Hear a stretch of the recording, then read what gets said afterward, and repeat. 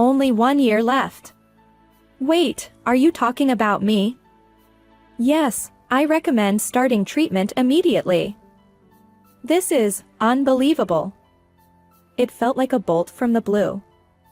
In a life where I had never experienced a major illness, a huge pitfall had been discovered. My relationship with my husband was also falling apart, as he continued to betray me. The anxiety in my heart was reaching its limit, and tears welled up uncontrollably. Was I really going to face the end alone? Without anyone by my side to comfort me, was I going to face this alone? And then, 6 agonizing months later, I had come to terms with the grim reality. A glimmer of hope appeared for me, someone who had been battling despair. My name is Scarlett, a 28 years old, working as a designer at an advertising agency. I also juggle the responsibilities of a housewife. I had been married to Callum, my husband, for 2 years. He was a client from my workplace. We discovered we had common interests by chance, leading to us staying in touch privately. After a year of dating, he proposed to me. I had always dreamed of building a family, so I gladly accepted his proposal. I want to be your wife too.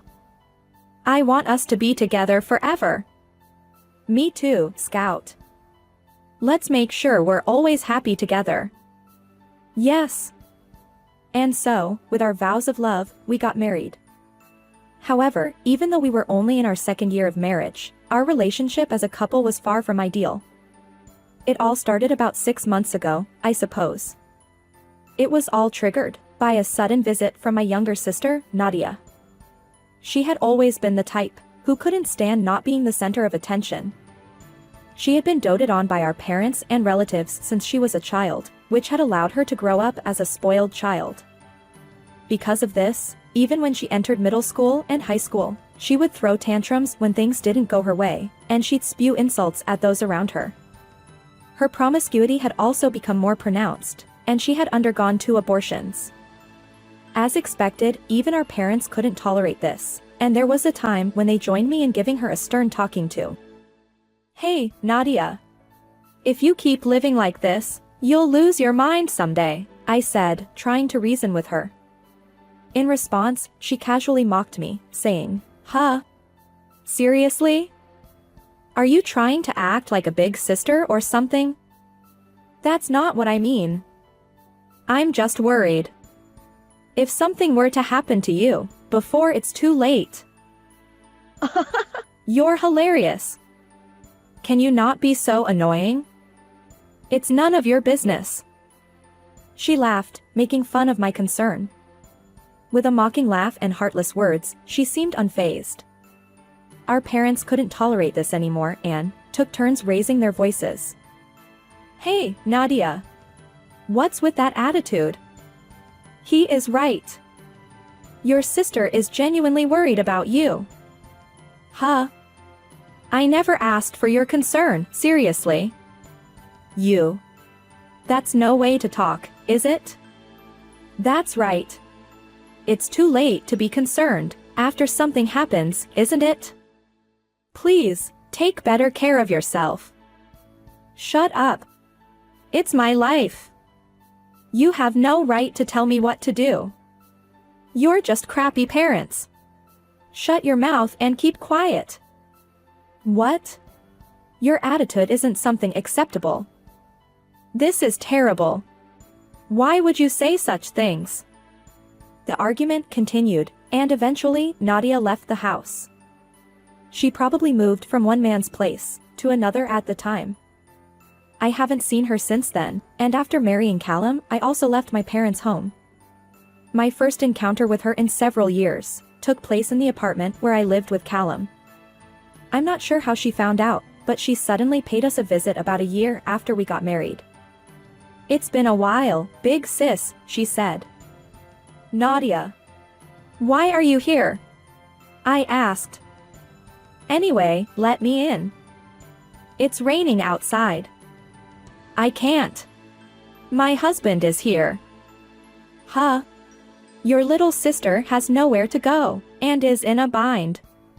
It's fine, isn't it, for just a little while? She forced her way in, and made herself comfortable in the living room. After a while, my husband came out of the shower and raised his voice in surprise. Who's this? Sorry, Callum. This is my little sister. Your sister? I thought she left home. She said she had nowhere to go and suddenly came over earlier. Can we let her stay for just one night? Why not just let her stay until she's settled? It's cold this time of year, right? At that moment, I realized it. He blushed slightly, looking at Nadia. And in response, she was also gazing at Callum with a full smile. It was as if I didn't exist, and they had their own world. For about a month after that, Nadia continued to live with us. She ate as if it were a matter of course, and used our things without asking. Since she was unemployed, she would ask me for pocket money, and when I refused, she would start pestering Callum. Hey, Callum, can you lend me a little money? I'll give it to you, as an allowance, he said with a chuckle. Really? Is that okay? Well, you are my sister-in-law. If you ever have any problems, feel free to talk to me. Thank you. I love you, Callum. In front of my eyes, she boldly embraced Callum. She glanced briefly in my direction, and smirked triumphantly. Unable to bear this any longer, I reluctantly rented a monthly apartment for her, and practically forced her to leave. Callum and Nadia both blamed me, and called me a heartless person, but I couldn't afford to be bothered by such things. If we stayed together any longer, it would lead to the worst possible outcome. Before it's too late, I had to take action, or I'd surely regret it someday. My own heart had been sounding that warning. My instincts were telling me so. I did manage to make Nadia leave, but as a result, the relationship between Callum and me deteriorated. Lately, we hardly talked, and our quality time together was almost non-existent. Will this stifling marriage continue like this? Just as these worries began to creep in, an extremely cruel turn of events struck me. Only 1 year left. Wait, are you talking about me? Yes. I recommend starting treatment right away. This is unbelievable. It is possible that this will be cured. It's advisable to discuss it with your family, and begin treatment as soon as possible. Okay. Lately, I hadn't been feeling well, so I visited a clinic on a whim, and was sent to a bigger hospital where they found advanced stage cancer. They told me I had only 1 year left, if I didn't begin treatment. It can't be true. I have cancer? I've been healthy all my life, never had a serious illness. I immediately called Callum, to inform him about this situation. After several attempts, he reluctantly answered. What is it? Hey, you're done with work, right? I have something important to tell you. Can you come home? No way. I'm working overtime today. Again. Please, it's really important. You're being persistent. I told you it's not possible. Even if you say it's important, it's probably not a big deal. Not a big deal. I've been diagnosed with cancer. They say I have only 1 year left. Huh? 1 year. At this, he finally reacted, probably shocked by the words 1 year left. Did he genuinely care? My hope was short-lived. He burst into laughter, and he said words that seemed unbelievable. Hey, come on, it's a joke, right? Suddenly being told you have only a year to live? How unlucky can you get? What? Wait, Callum. Why are you laughing? Do you have any idea how I feel right now? Well, it's unfortunate, but there's no other way to put it. Getting cancer in your early 30s.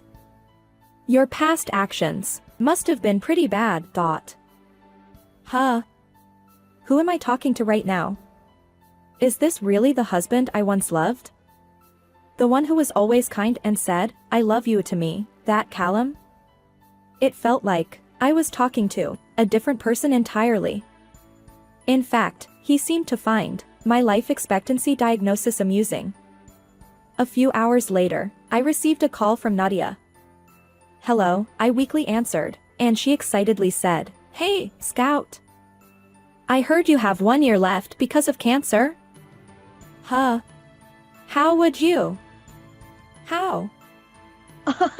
I just overheard it when I was sitting next to him. Huh? I mean, you just talked to Callum, right? I was right there, listening to the conversation. What? Why are you two together? Honestly, I knew the answer to that question without even asking it. But I just couldn't bring myself to acknowledge the fact that Nadia had stolen my husband. The reality was far more cruel than I had imagined. Scout, you didn't even realize? Since you kicked me out of the house, I've been dating him the whole time. Huh? So, this has been going on for a while? What do you think? Actually, it's been since we started living together. We even did it in the bedroom, when you weren't home. Stop it. How can you be so casual about this? It's so funny. I've always wanted to get back at you. Back when you lectured me with such authority, it really pissed me off. Even so, this is just... I'll tell you, I'm not the one at fault here. You know, with cheating, the one who gets stolen away is the guilty party. It's the same with illnesses. The one who gets sick is to blame. Feeling my breath grow heavy, I immediately hung up the phone. If I continued talking to her, I felt like I would lose control of my anger. After ending the call, I immediately opened Callum's laptop and searched for evidence of his affair. To my surprise, messages and photos of Nadia were saved on this laptop, as if he had no intention of hiding them. In their exchanges, they treated me as an inconvenience, saying things like, "I want to get married soon, and I'll divorce her, I'll do it well." That was the moment when the love I had desperately clung to for Callum instantly faded away. What had I been so afraid of? Living with a man who could trample on people's feelings and cheat, there was no way I could be happy. I had finally realized this. That's right, what I needed to do now was not to deal with those two. What mattered most was to face my illness and focus on my treatment. Revenge on them could wait for another time. However, now that I had found evidence of the affair, there was no reason not to divorce. I transferred evidence from Callum's laptop to my smartphone and visited a lawyer's office the next day. I asked the lawyer to handle the divorce proceedings and alimony claim, while starting my treatment at the hospital simultaneously. With the lawyer present, when I broached the topic of divorce, Callum responded nonchalantly, "Divorce? That's a wish come true. I've been wanting to split from you too. Is it because you want to marry Nadia?" I asked. Of course, right? Besides, having a wife with 1 year to live is worthless. I'm disappointed I won't get the insurance money, but oh well, it's not a big issue. I can't believe it, you thought that way about me. Choosing divorce was the right decision. And so, I claimed alimony from my husband and sister, and our divorce was finalized. Later, Callum paid Nadia's share of the alimony, and our relationship came to an end. After the divorce, I focused on my treatment for a year, and had surgery when the tumor had shrunk. Thanks to that, the tumor was cleanly removed, and although not completely cured, I had recovered to the point where I could return to my previous life. If the cancer doesn't recur for 5 years, the survival rate apparently goes up significantly. On this day, I was at the hospital for a routine checkup. Then, from behind, I heard a voice calling my name, "Scarlett?" I turned around, and there stood my ex-husband, Callum. "Long time no see. What's up?" I asked. "Glad I met you here. I've tried calling you multiple times. Why haven't you been answering your phone? He said. Why? Well, I've already deleted your contact information. That's so cold. Well, anyways. You don't have much time left, right? What do you mean? I mean, your remaining time. My wife, Nadia, is also ill. So, I want you to be a donor for her. His unexpected statement momentarily left me stunned. What is he talking about? I need to be Nadia's donor? After finally getting back to my normal life, why should I sacrifice my life for them? Anger welled up slowly, and my body began to shake. Nevertheless, I managed to keep my composure and asked him, is it true that Nadia is sick? Yeah, she has been given a terminal diagnosis. She won't tell me the details. Something about her organs being affected, a sarcoma, I think. She might lose sensation in her limbs. Sarcoma? It's like a hard lump. Given that her organs are affected, she needs a donor. There might be a rejection reaction with a complete stranger, right? That's why you're the most suitable. Why me? Huh? You're probably going to die soon, right? I paid the alimony to you, so at least be useful to us for one last time. He seemed to have some mental issues, as he shouted with a worn-out expression. His appearance was so absurd that I couldn't help but burst into laughter. Ha! You really don't know anything, do you? Huh? What? I'm almost completely cured of cancer. Upon hearing that, he widened his eyes in surprise. It's no wonder. At the time of our divorce, I had a 1-year life expectancy. I'm going to live my life from now on. That's why I can't be a donor for Nadia. What? Wait. Your sister has been given a terminal diagnosis. Even so, you're not going to do anything as her sister? Why would I have to harm my own body, for the sake of those two treacherous jerks? Wait. Callum stared at me, as if he was about to lunge at me any moment. I took this opportunity to inform him of a certain fact. You seem like you don't know, so I'll tell you. The reason Nadia is in this situation is entirely because of her past actions. Past actions? What did she do? You really don't know, huh? She had relationships with dozens of men, and had 2 abortions. As a result, she got sick, and had to go to the hospital several times. You mean, it's a sexual disease? Well, at that time, I forcefully took her to the hospital. But she probably let all sorts of diseases run wild afterward, so that's likely why it turned out like this. Too bad. Is Nadia really such a filthy woman? She might have been a cute little sister of mine, and a second wife to you. But deep down, she's always been that kind of woman. I bet she's still involved with other men, other than you. He blatantly lost his composure, clutched his head, and collapsed on the spot. In a small voice, he muttered, "Please help me." Without any mercy, I retorted, "Help me? How can you even say that to me? Have you forgotten what you did? You cheated on me, betrayed me, and abandoned your terminally ill wife. Do you understand how cruel that is? I'm sorry. I apologize, so please forgive me. I'll never forgive you. Neither you nor Nadia will be forgiven. You both brought this on yourselves by belittling people, and only thinking about your desires. No matter what happens, I won't help you. You both deserve this, you scum." Leaving him behind, sobbing uncontrollably, I walked away from the hospital. It was finally the moment I had sought for revenge against them. Afterward, Nadia lost sensation in her limbs, and became unable to move freely. She has been in and out of the hospital, and I heard she is bedridden both at the hospital and at home. Finding a donor has proven difficult, and if this continues, the worst-case scenario is anticipated. Callum, in order to care for Nadia, switched to reduced working hours at his job, and has increased the number of unexcused absences lately. He's facing criticism from his superiors and colleagues, and his position at work is precarious.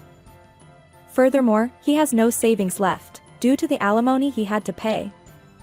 Currently, he's working multiple part-time night jobs during his free time, and he's also in a miserable state. It's truly a case of reaping what he sowed. As for me, I recently returned to my job that I had taken a leave of absence from work during my treatment. I've now rented a slightly more expensive apartment near my workplace, and am able to spend my days in a better environment. When I received my terminal diagnosis and discovered my ex-husband's affair, I felt utterly hopeless about life. But by confronting those challenges, I've become the person I am today. I will continue to believe in my own strength, and work diligently for a better life.